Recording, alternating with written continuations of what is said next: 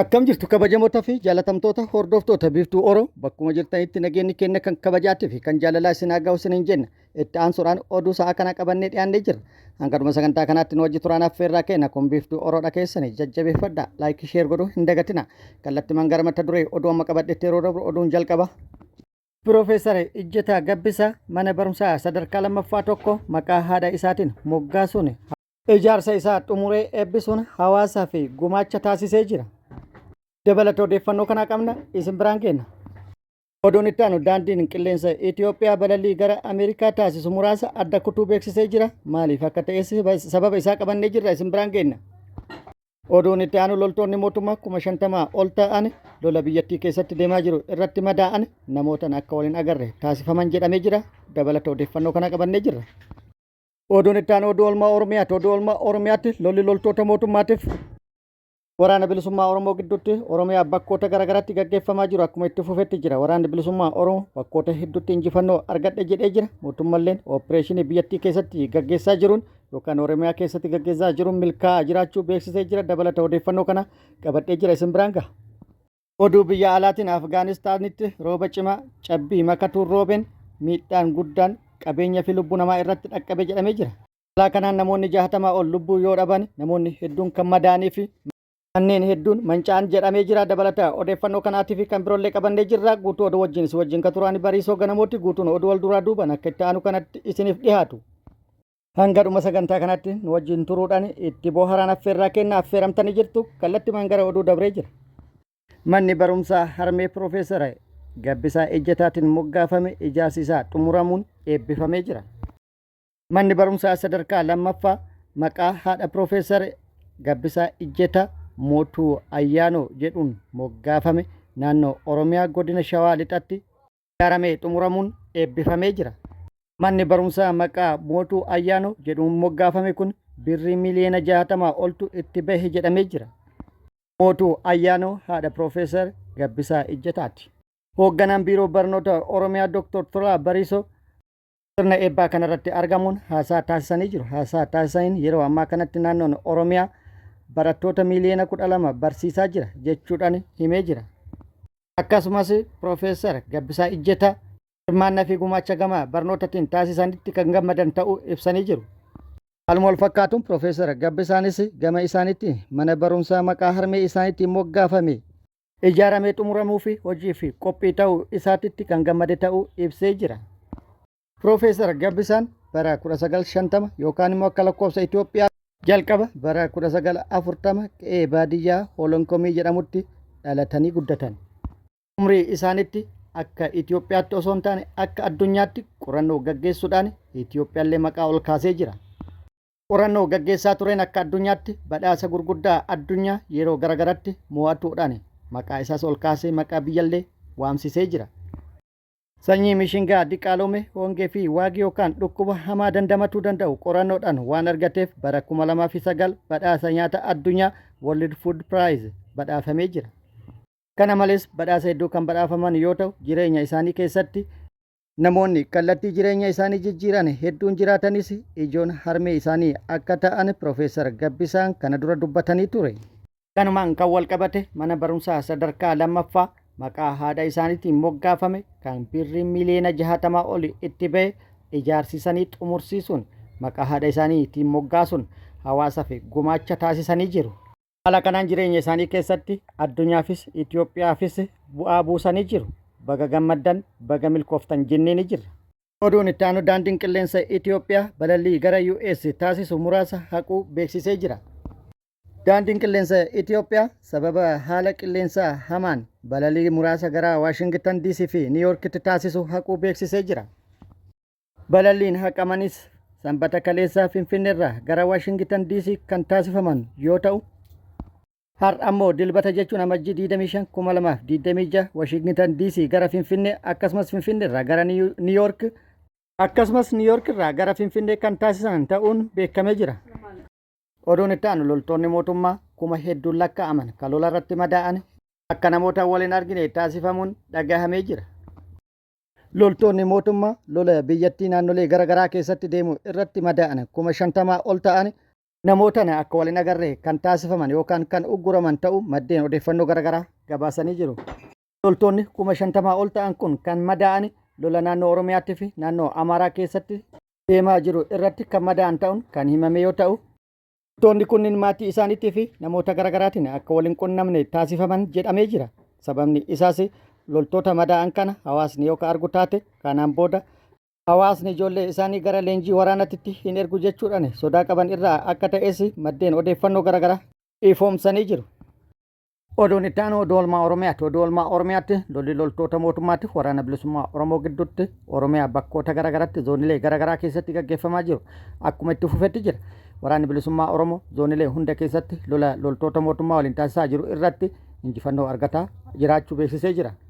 Haaluma kana waraanni bilisummaa Oromoo zoonii kibba baha Oromiyaa godina Arsii bahaa aanaalee garaagaraa keessatti guyyaa kaleessa amajjii 24 2025 tarkaanfii bakkoota garaagaraatti loltoota mootummaa maqaa sakattaa waraana bilisummaa Oromoo jechuun bobbaate irratti fudhateen hedduu hojiin ala taasisuu fi miidhaa dhaqqabsiisuun injifannoo argatu beeksisee jira. Haaluma kanaan kibba baha Oromiyaa Arsii bahaa aanaa sirkatti humnoota mootummaa qindaayaa waraana bilisummaa Oromoo sakattaa bobbaate irratti leellaa raawwatu waraanni bilisummaa Oromoo kan beeksise yoo ta'u, humni qindaa'aan kun nabaalee aanaa Agaarfaa fi aanaa Sirkaa irraa walitti dhufuudhaan aanaa Sirkaa ganda Waajjii Raphaasaa iddoo addaa Tulluu Barroo jedhamutti haleellaa irratti raawwatameen miidhaa qaamaa fi lubbuu irratti dhaqqabsiisu waraanni bilisummaa Oromoo beeksisee jira. Humnoota mootummaa godina Baalee aanaa Agaarfaa fi godina Arsii bahaa aanaa Sirkaa irraa walitti dhufuudhaan qindoominaan waraana bilisummaa Oromoo sakatta'uudhaaf yeroo bobbaatetti waraanni bilisummaa Oromoo hadheettiidhuudhaan haleellaa irratti raawwateen battalumatti loltoota mootummaa 7 addunyaa kanarraa godaansisu 3 immoo yoo madeessu kan hafte immoo luka koona baasii jechuudhaan kan baqattee fi kan bittinnoofte ta'uu waraanni bilisummaa Oromoo beeksisee jira. Lolli kun sa'a 7 walakkatti kan jalqabamee ture yoo ta'u, waraanni bilisummaa Oromoo humna qindaa'aa fi guddaa ta'e kan hanga funyaanii hidhate haleellaa irratti raawwatuun sa'a gabaabduu keessatti bittinneesse jechuudhaan odeeffannoon gamas irraa baate ibsitee jirti. Achuma Arsii bahaa aanaa Honqolloo Waabeetti waraanni bilisummaa Oromoo guyyaa kaleessa amajjii 24 2025 haleellaa humnoota mootummaa irratti raawwateen injifannoo argadhe jedhee jira. Aanaa Honqolloo Waabee ganda Maccituu Gootoo iddoo addaa Warqee Laga Gurraachaa jedhamutti humnoota mootummaa sakattaa waraana bilisummaa Oromootiif bakka Alba'aa jedhamutti ol ba'uuf deemtu irratti haleellaa raawwatee loltoota mootummaa 5 battalumatti addunyaa kanarraa godaanse 3 immoo madeessuudhaan kan haleellaa irraa hafte immoo baqachiise iddoo irraa dhuftetti deebisee jira jechuudhaan odeeffannoon gamas irraa baate ibsitee jirti. Akkasumas waraanni bilisummaa Oromoo zoonii giddugala Oromiyaa Shawaa Bahaatti fi Shawaa Kaabaatti haala adda ta'een tibbana injifannoo gagabbataa argataa jiraachuu waraanni bilisummaa Oromoo beeksisee jira. Shawaa bahaa aanaa Boosatitti tibbana fufteedhaan bakkoota garaagaraatti haleellaa humnoota mootummaa irratti raawwataa tureen humnoota mootummaa irratti miidhaa qaamatii fi lubbuu dhaqqabsiisuu waraanni bilisummaa Oromoo beeksisee jira. Waraanni bilisummaa Oromoo guyyaa tokko dura jechuun amajjii 23 2026 aanaa Boosatti ganda Qaawwaa Hara Mirkaasaa bakka addaa Barruu fi Majjii jedhamutti naannawaa daandii guddicha Itiyoo Jibuutitti kaluu ta'ee irratti haleellaa humnoota mootummaa irratti raawwateen humnoota mootummaa hedduu hojiin ala taasisuu beeksisee jira. Haleellaa raawwate kanaan humnoota mootummaa 12 battalumatti addunyaa kanarraa yoo godaansisu loltoota 14 immoo madoo cimaa fi madoo salphaan adabuu waraanni bilisummaa Oromoo beeksisee jira. Haaluma wal fakkaatuun achuma aanaa Boosaatti ganda Siifaa Battee bakka addaa Ciraa jedhamutti gaafa amajjii 22 2026 guyyaa 2 dura jechuudha haleellaa humnoota mootummaa irratti raawwateen humnoota mootummaa maqaa sakattaa waraana bilisummaa Oromootiin bobbaate re'ee fi loon uummataa dirqamaan qaltee nyaataa turtee fi manneen uummataatii fi bosona gubaa turte irratti tarkaanfii fudhateen miidhaa guddaa irratti dhaqqabsiisuu beeksisee jira. Akkasumas waraanni bilisummaa Oromoo zoonii giddugala Oromiyaa Shawaa Kaabaa aanaalee garaagaraa keessatti sochii taasisaa jiru cimsee itti fufuu fi sochii kaaba Shawaa aanaalee garaagaraa keessatti taasisaa jiruunis magaalota hedduu seenuudhaan sakattaa raawwatee bahaa jiraachuun himamee jira. Torban dabre magaalota irratti opereeshinii taasiseen magaalaa akka magaalaa Muka Xurrii, Caancoo, Aliidooroo akkasumas Kuyyuu fi aanota garaagaraa keessatti magaalotatti seenii opereeshinii gaggeessuun milkaa'inaan gufuu tokko malee seenee to'atee bahaa turuu maddeen odeeffannoo garaagaraa gabaasanii jiru.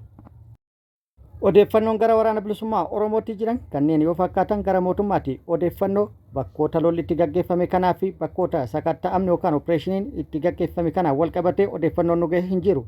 Ta'ullee mootummalleen gama isaatti opereeshinii bal'aa guutuu Oromiyaa keessatti opereeshinii qindaa'aa humnoota qindaa'aniin gaggeessaa jiraachuu beeksisee jira. Loltoota mootummaa maqaa opereeshiniitiin bobbaatu garuu waraanni bilisummaa Oromoo haxxee itti hidhuudhaan bakkoota garaagaraatti haleellaa irratti raawwataa jiruun miidhaa irratti dhaqqabsiisaa kan jiru ta'uun akkuma odeeffannoo irratti isin hin geenye kana itti fufee jira. Gama biraatiin immoo opereeshinii bal'aa guutuu Oromiyaa keessatti waraanni mootummaa gaggeessaa jiru komiin bal'aan hawaasa bal'aa biraa itti ka'aa jira. Humnoonni mootummaa kan wal lolaa jiraniin waraana bilisummaa Oromooti kan wal loluu fi wal haleeluu qabaniinis isa garuu dirree lolaatitti waraana bilisummaa Oromootti wal loluu dhiisanii maqaa waraana bilisummaa Oromoo waliin hariiroo qabdan akkasumas waraana bilisummaa Oromoo gargaartaa waraana bilisummaa Oromootiif odeeffannoo kennitan jedhuun namoota waan tokkollee quba hin qabne irratti tarkaanfii fudhatu qabeenya saamu akkasumas qabeenya barbadeessu jechuudhaan bakka waraanni mootummaa opereeshinii gaggeessu hundarraa komiin dhiyaataa jira. Oduu biyya alaatiin Chaayinaan qondaala waraanaa guddaa fi akkasumas jeneraala dhageettii guddaa qabu to'annaa jala oolchuun dhagahamee jira. Waggoota fi ijaarsa waraana Chaayinaa irratti akkasumas dhaabbilee gurguddoo biyyattiitti dhageettii fi olaantummaa guddaa namni qabu jeneraal Zhang Yizhao rakkoo naamusaa hamaa fi malaammaltummaan shakkamuun to'annaa jala ooluun qorannoon irratti gaggeeffamaa jiraachuu maddeen odeeffannoo garaagaraa gabaasanii jiru. Jeneraalli to'atame kun nama ganna 75 yoo ta'u tarkaanfiin irratti fudhatame kun qaama duula farra malaammaltummaa pirezidaantichi qondaaltota sadarkaa ol aanaa irratti gaggeessaa jiru keessaa isa tokko jedhamee jira. Oduun itti aanu Afgaanistaanitti rooba cimaa cabbii makatee roobeen lubbuun namoota 60 olii darbuun gabaafamee jira. Afgaanistaanitti guyyoota 3 darbanii fi naannolee garaagaraa keessatti rooba cimaa cabbii makatee roobeen miidhaan guddaan dhaqqabuun gabaafamee jira. Akka hangaa'onni biyyattii gabaasanitti walumaa galatti guyyoota 3 kana walitti aansuudhaan rooba cimaa cabbii makatee roobeen lubbuun namoota 61 kan darbe yoo ta'u namoota 110 irratti miidhaan yookaan madaan dhaqqabuu himanii jiru. Rooba cimaa cabbii makatee roobe kanaan namoonni hedduunis qeerraa kan buqqaane yoo ta'u manneen hedduunis manca'uu gabaasanii jiru. Yoo xiqqaate manni 458 kan manca'e yoo ta'u namoonni yookaan maatiin 360 ta'an immoo qe'ee isaanii irraa balaa dhaqqabe kanaan buqqa'an jedhamee jira. Akkasumas rooba cabbii makatee roobe kana daandileen hedduun kan cufatan ta'ulleen gabaafamee jira. Kabajamoota fi jaalatamtoota hordoftoota biiftuu Oromoo oduun ammaaf qabadde kana hanga ammaa kana guutuu oduu wajjin isin wajjin kan ture ani Bariisoo Ganamooti. Hanga yeroo itti aanutti deebinee wal agarrutti nageenyi Rabbi isiniif haa baay'atu. Nagatti nu turaan hawwii kenna nagatti nu tura.